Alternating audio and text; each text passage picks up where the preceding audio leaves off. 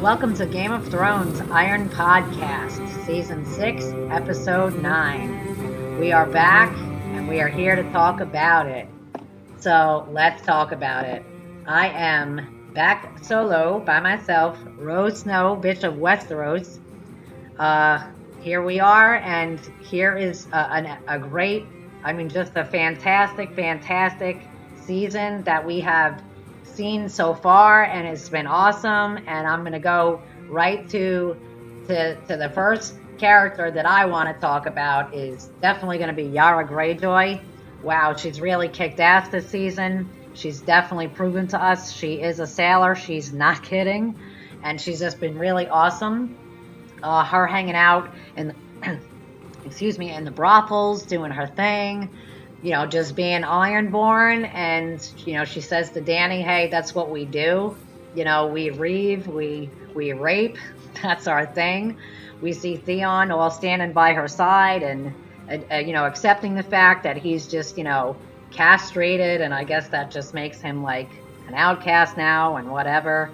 But I have to say, with Yara, she really shines this season. I just thought it was fantastic when she came into play in the last few episodes, and we really saw a different side of this character where she just blended in the other seasons, and in this one, that is definitely not the case.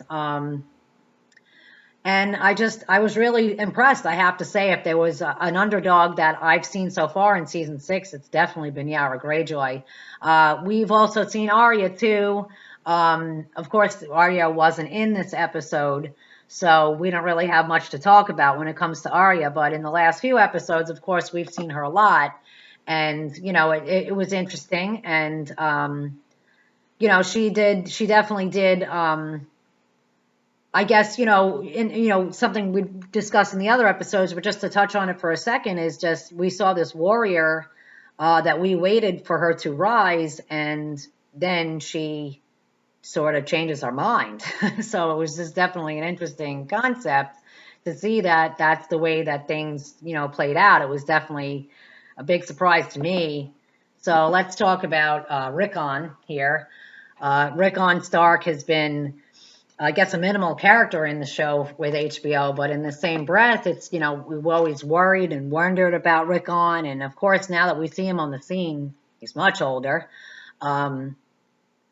And he's being thrown under the bus by Martin and by HBO. So it's definitely an interesting concept that we finally see Rickon make this appearance, and he's captive and then he's killed. So it's like, okay, well, it was nice seeing you, Rickon, but see you later. It was definitely interesting, and I was hugely captivated by this specific scene. I always loved in the past few seasons where Sansa shows her presence as a Stark woman, because we did see her, get pretty much used and abused so much of the time. So it was sad to see, the things that had happened to her and had transpired. But in the same breath, she's risen, and she's now, probably maybe even more fearless than her mother. Sorry for making a mess on you guys. I am on my laptop because I am being lazy. So, getting back to the point, I definitely think that this was a fantastic scene where, we see Jon and Sansa together. We see the power in the Stark name, where, of course, he's a Snow, but in the same breath, he's also, very serious, and he's very pissed off, Jon. He's given up the Night's Watch. He's here to do his thing. He's here to say, hey, the Starks aren't going to deal with this shit anymore. And we've seen a rise and fall of houses, and we've seen houses that have fallen, like the Starks, make their rise again, and it's been awesome. The Lannisters are dropping off key, and they're dying, and of course, we've got Tyrion over hanging out with Dany, which is an interesting concept, but I get it, and I think it went well. But as far as this episode goes, we see a lot of power in the Starks. We see a lot of rise on the Starks. We see a lot of revenge on the Starks, avenging their family name. And to see Rickon go down, we know, wow, look at this, Jon is pissed. So then we go into the next scene where here he is, and he's standing here, and he's like, let's do this. And he's got an army coming at him, and, I'm sitting here screaming, are you nuts? I mean, I know he's pissed. I know he's angry. because he watches Rickon die, and we're saying, is Ramsey going to miss?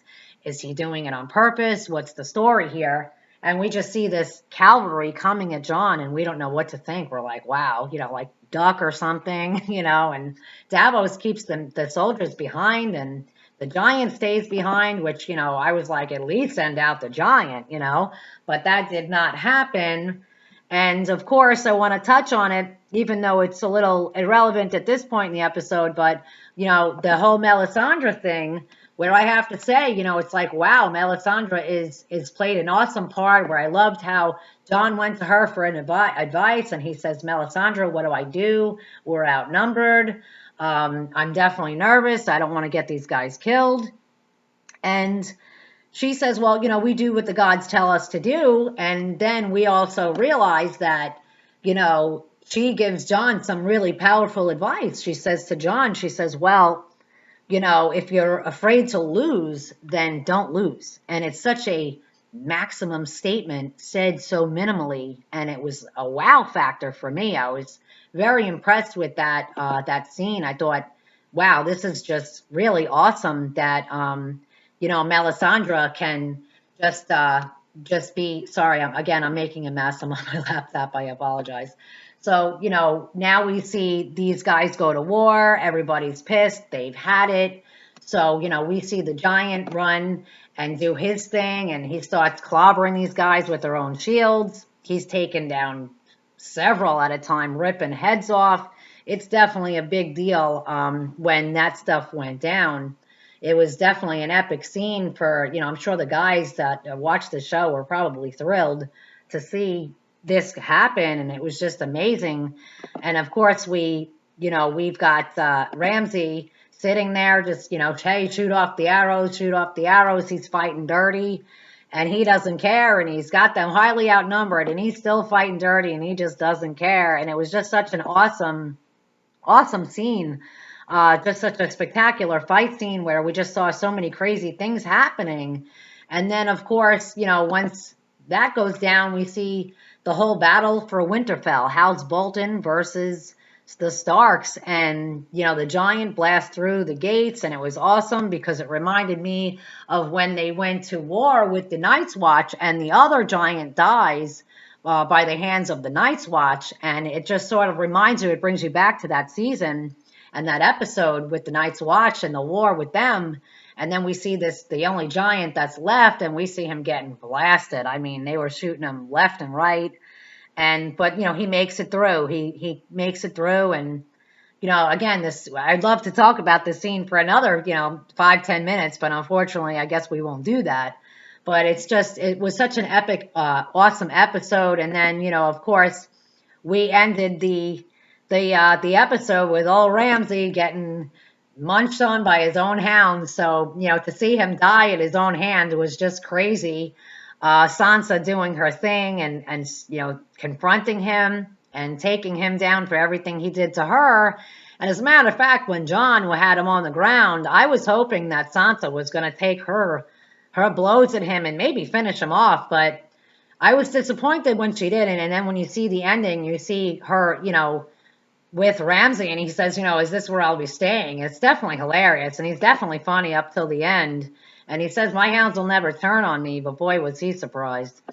So once again, I am Roe Snow, bitch of Westeros, former leader of the Red Vipers Bannermen. I have handed my alliance over on Game of Thrones Ascent. So let's just touch on that for a second and say, that's that. If you're into the Game of Thrones Ascent on Facebook, it's a free game. And lastly, I have to bring forward my son, Max, just definitely a funny kid. He's on YouTube himself. He has his own channel called The Maxley Man. It's Maxly. These kids are hilarious. Short skits, really funny.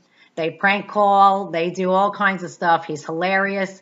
So, if you can jump over, say hi to him and, give him some subscribes, some likes. He's definitely a funny kid. So, once again, I'm Roe Snow, bitch of Westeros. Thanks for listening. Thanks for watching. Please like, please subscribe if you haven't already. And I will see you next week, and I will definitely be catching up. Thanks. Bye-bye.